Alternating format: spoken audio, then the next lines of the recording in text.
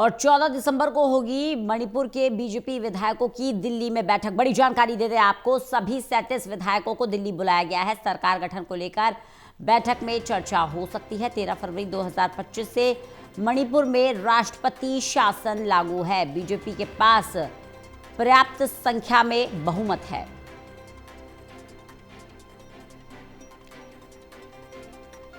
ललित नारायण कांडपाल हमारे साथ, हमारे असिस्टेंट एडिटर जुड़ गए हैं ज्यादा जानकारी के साथ। ललित, ऐसा लगता है कि मणिपुर का जो संकट है वो खत्म हो सकता है। सियासी संकट को विराम देते हुए सरकार गठन को लेकर तैयारियां चल रही हैं, क्या ज्यादा जानकारी?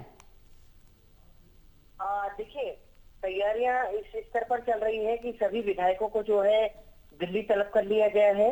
और इस खबर की जो है एक तरीके से एन वीरेंद्र सिंह जो पूर्व मुख्यमंत्री थे उन्होंने पुष्टि भी की है वहां पर, और अनौपचारिक रूप से पुष्टि की है। और वहीं दूसरी ओर अगर देखा जाए तो इस पूरे मामले में 13 फरवरी को वहां पर राष्ट्रपति शासन लगा था, क्योंकि मणिपुर में हिंसा काफी बड़े स्तर पर फैल गई थी। अब तक उसमें 200 से ज्यादा लोगों की जान जा चुकी है। लेकिन अब वहां पर जो है परिस्थितियां बदली है, तो उसके बाद जो है एक तरीके से अब भारतीय जनता पार्टी वहां पर फिर से सरकार गठन की तैयारी कर रही है।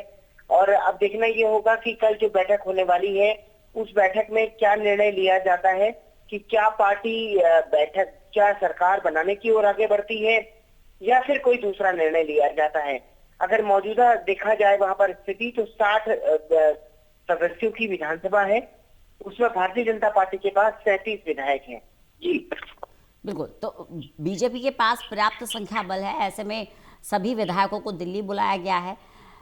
देखिए ललित, दो पहलू होते हैं, पहला सरकार गठन करना, दूसरा सरकार का मुख्य चेहरा होना।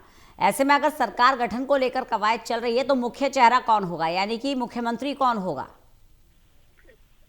ये भी एक अपने आप में बड़ा सवाल है रंजना, कि आखिरकार सरकार का चेहरा कौन होगा। क्या एन वीरेंद्र सिंह को एक बार फिर से कमान मिलेगी, या इसके अलावा जो है किसी नए चेहरे को वहां पर इस बार कमान मिलेगी?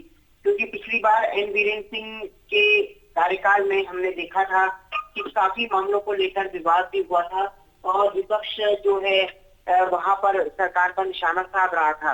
तो क्या पार्टी का जो आला कमान है वो आखिरकार क्या निर्णय लेता है? क्या वो भारतीय जनता पार्टी में नए मुख्यमंत्री चेहरे को फाइनल करता है, या फिर एक बार कमान फिर से जो है एन वीरेंद्र सिंह को मिलती है? ये भी एक अपने आप में बड़ी दिलचस्प बात होगी।